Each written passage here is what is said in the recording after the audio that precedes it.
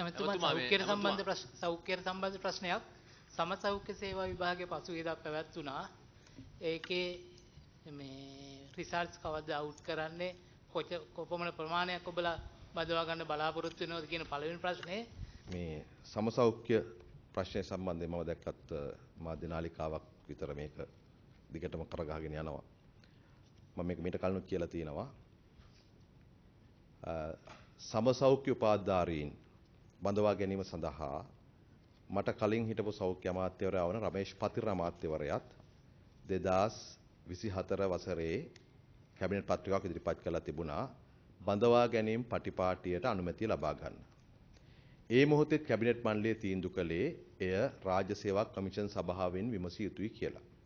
ඒ අනුව 2024 7/1 වෙනිදා සෞඛ්‍ය අමාත්‍යාංශ ලේකම්වරයා මේ සම්බන්ධයෙන් රාජ්‍ය සේවා කමිෂන් එකෙන් විමසුවාම 2024 8/16 වෙනිදා රාජ්‍ය සේවා කොමිෂම කියලා තියෙන්නේ ලිඛිත පරීක්ෂණයක් මගින් අනුස්ථාපන හා සමායෝජන පුහුණු පාඨමාලාව සඳහා උපාධිධාරීන් බඳවාගත යුතු බවට ඔබට දැනුම් දීමට රාජ්‍ය සේවා කොමිෂන් සභාව තීරණය කරලා තියෙනවායි කියන එක. මේ තීන්දුව සම්බන්ධයෙන් අපි ආණ්ඩුව ආවට පස්සේදී අවස්ථා ගානකදී විමසීම් කළා ලිඛිතව සහ වාචිකව. දැනට ගත්තොත් රාජ්‍ය සේවා කමිෂන් සභාවෙන් අවස්ථා 5කදී මේ සම්බන්ධව විමසීම් කළා තියෙනවා.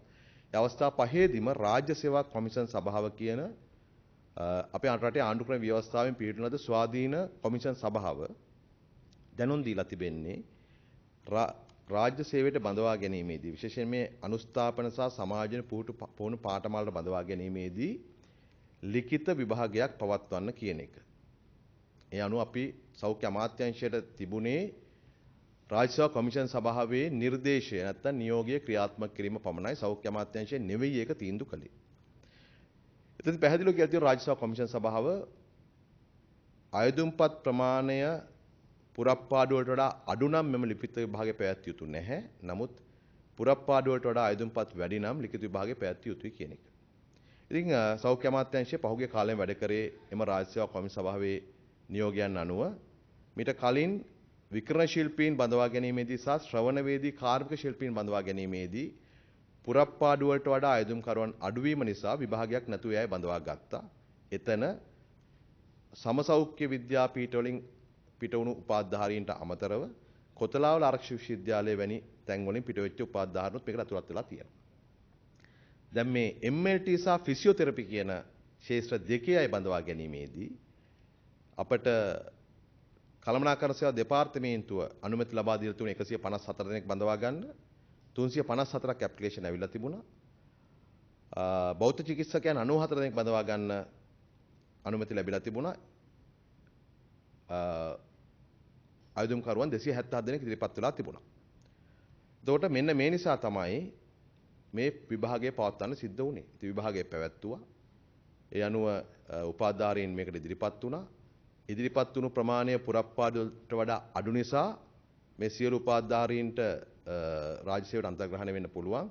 ඒ අනුව සෞඛ්‍ය අමාත්‍යාංශය අප්‍රේල් 27 වෙනිදා විභාගය පැවැත්වුවා. සති දෙකක් තුලදී ප්‍රතිඵල නිකුත් කරන්න බලාපොරොත්තු වෙනවා.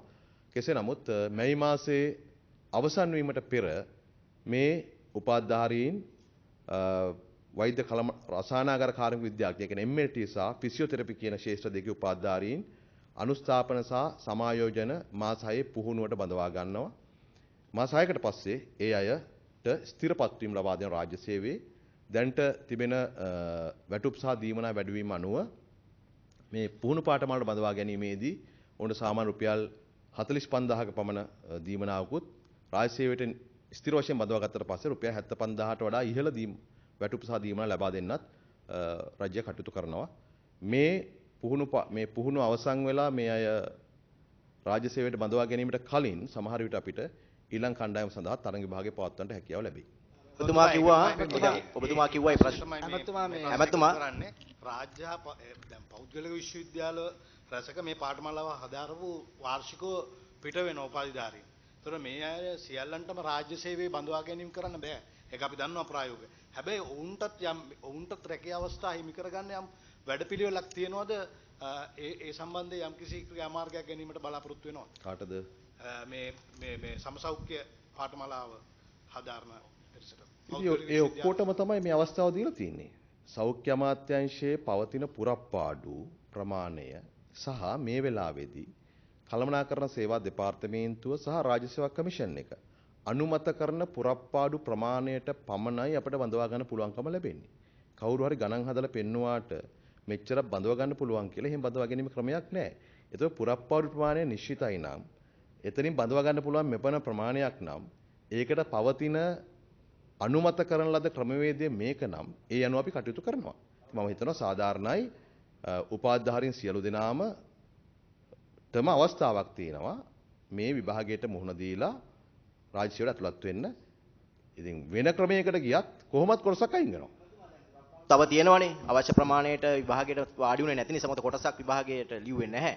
එතකොට රාජ්‍ය සේවා කොමිසම් සභාවෙන් කියලා තියෙන පුරප්පාඩු ප්‍රමාණයටම මේ විභාගේ ලියපු අයට වඩා එතන ප්‍රමාණයක් ඉතුරු වෙනවනේ එතකොට. නමුත් ලියපු අයට වඩා අයදුම් කරුවන් වැඩිනේ. ඒගොල්ලෝ එහෙනම් කරන්න තිබුණේ විභාගයට අයදුම් නොකර ඉන්න. හරිද? උදාහරණයක් ගත්තොත් දැන් 600ක් අයදුම් කරලා තිබුණා. 500යි ගන්න පුළුවන්. ඒගොල්ලෝ අයදුම් කරේ 400 500ට වඩා අඩු වෙන්නම් සියලු දෙනා ගන්න තිබුණා. එහෙනම් ඒගොල්ලෝ කලින්ම අයදුම් කරන එක නොකර හිටියනම් හරි. අයදුම් කළා නම් අයදුම් කරුවන් සියලු දෙනාටම අපි ඇඩ්මිෂන් යවනවා. යවුවා.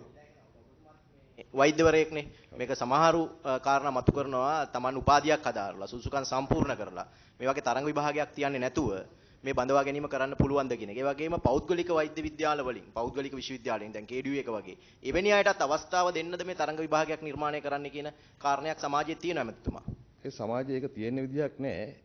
මොකද මේ ඒ තර්කය අප්‍රේල් මාසේ පමණක් මතුවෙන හේතුවක් නැහැ.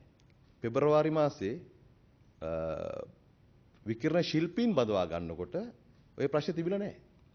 විකිරණ ශිල්පීන් බඳවා ගැනීමේදී කොතලාවල විශ්වවිද්‍යාලයෙන් උපාධිය ගත්ත දරුවෝ ඇතුළත් වෙලා තියෙනවා.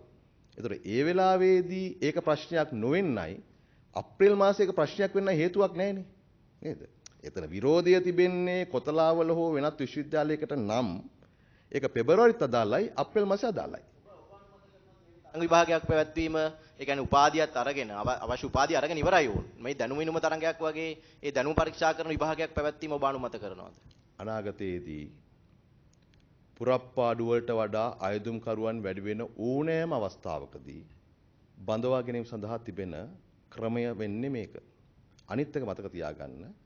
අවුරුදු 4ක් බඳවා ගැනීම සිදු නොකර තිබිලා පොදු විභාගයකට වාඩි නොකරගෙන ඉඳ තිබිලා බඳවා ගන්න කිව්වහම වෙන ක්‍රමයකට බඳවා ගන්න ගියොත් අනිවාර්ය වශයෙන්ම මූලික අයිතිවාසිකම් කඩවීම පිළිබඳ ප්‍රශ්නයකට මුහුණ දෙන්න සිද්ධ වෙනවා. ඒක හරි සාධාරණයි. හරි. පිට වෙන ශිෂ්‍යයන්ට අසාධාරණයක් වුණොත් රාජ්‍ය විශ්වවිද්‍යාලයෙන් ඉගෙන ගන්න ශිෂ්‍යයන්ට පෞද්ගලික විශ්වවිද්‍යාලයෙන් පිට වෙන දරුවොත් මේකට ඉල්ලුම් කරන නිසා මේ තරඟ බාහිර වාඩි වෙන නිසා රාජ්‍ය විශ්වවිද්‍යාලයෙන් පිට වෙන ශිෂ්‍යයන්ට අසාධාරණයක් වුණොත් රජයේ ප්‍රතිපත්තිය මොකද්ද? රාජ්‍ය විශ්වවිද්‍යාලයකින් උපාධිය ගත්ත කෙනෙක් හැටියට මම විශ්වාස කරනවා රාජ්‍ය විශ්වවිද්‍යාල වලින් පිට වෙන අයට ඔය ඕනෑම පෞද්ගලික විශ්වවිද්‍යාලයකින් පිට වෙන අයත් එක්ක තරඟ කරලා ඉහළ ලකුණු ගන්න පුළුවන් කියලා.